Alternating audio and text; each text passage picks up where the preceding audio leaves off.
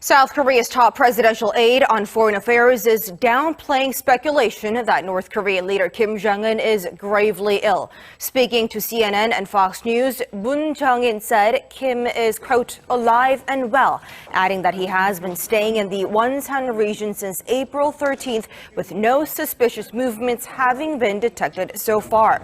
Now, the U.S. intelligence also sees no sign of unusual military activity that would suggest something out of the norm. Citing a senior Pentagon official, Newsweek says it has observed no indications or received any additional information to make a conclusive assessment on the status of North Korean leadership or health of its leader.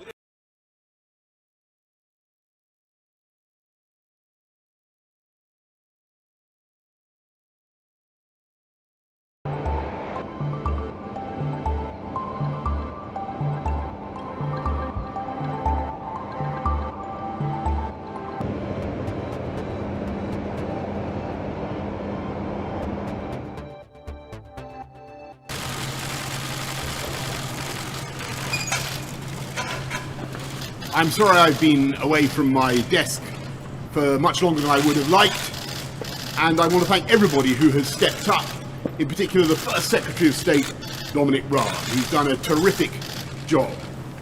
But once again, I want to thank you, the people of this country, for the sheer grit and guts you've shown and are continuing to show.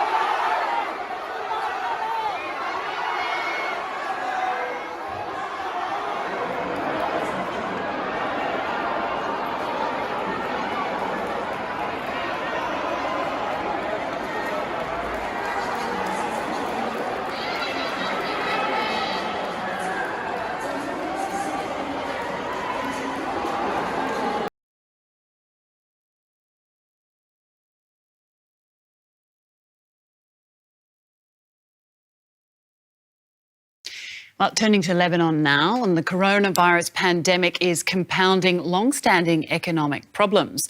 The Lebanese pound has lost half its value in recent weeks, sending already high prices soaring and bringing new hardship to a country that's been grappling with months of financial turmoil. The lockdown measures have been extended now until May 10, but protesters are ignoring the restrictions, taking to the streets to vent their anger. Scenes of popular anger have returned to the streets of Beirut. Despite an ongoing lockdown and a curfew, protesters have gathered outside the Lebanese central bank to demonstrate against the worsening economic conditions.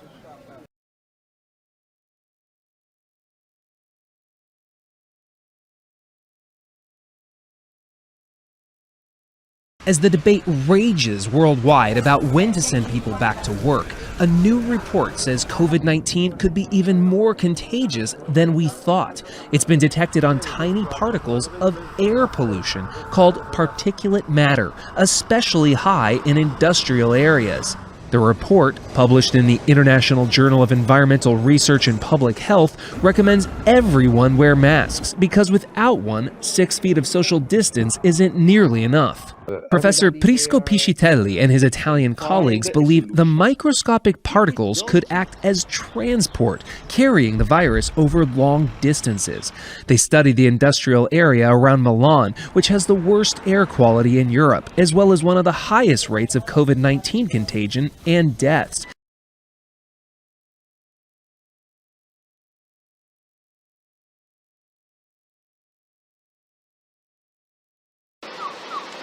A snapshot of an unforgettable moment. Spain's children emerged from their homes on Sunday for the first time after 6 weeks stuck inside.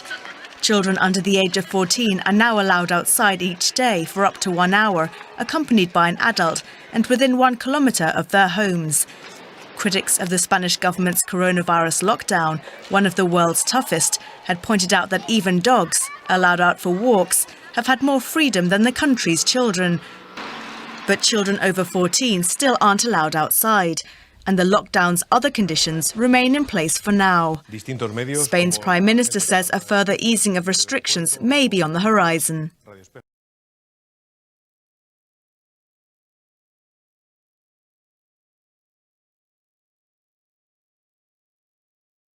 In New York, there are strong signs that the pandemic's curve is flattening. Daily deaths have dropped to levels not seen since March, and testing will now be conducted in pharmacies. The United States has registered more cases of the coronavirus than any other country. In the U.S. epicenter, a glimmer of good news. New York's statewide coronavirus daily death toll has dropped below 400 for the first time since March, nearly half the figure seen at the height of the crisis. Governor Andrew Cuomo says hospitalizations are down and the state is seeing less of a need for ventilators. We are now back to where we were on March 31st, before we started this dramatic increase in the number of cases. We're still watching. Big questions: how fast does that number continue to come down?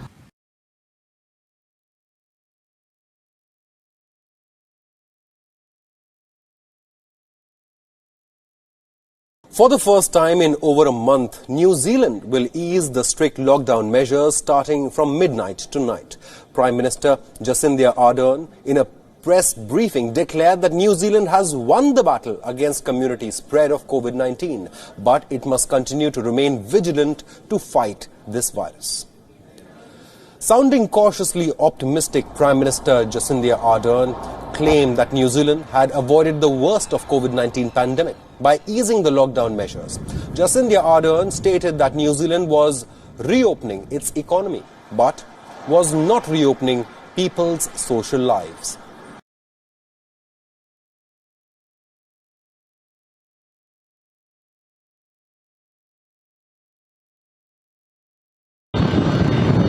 The air ambulance that took off more than 3,000 kilometres away in the Swedish city of Malmö lands at Ankara airport, carrying Emrullah Guluskin and 3 of his children, after one of his daughters made this appeal on Twitter.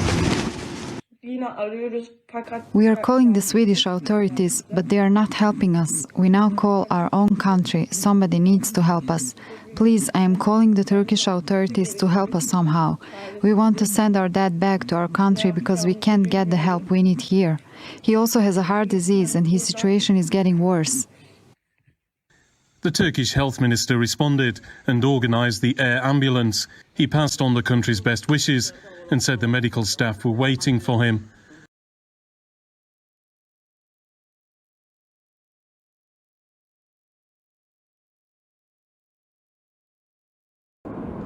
Another one bites the dust.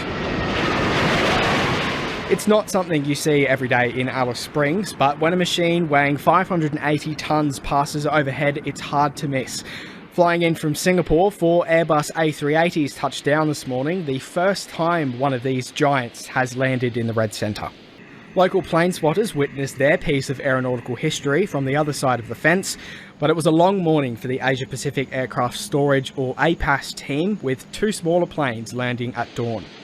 The dry conditions of the Red Centre are perfect for aircraft maintenance to keep moisture corrosion at bay.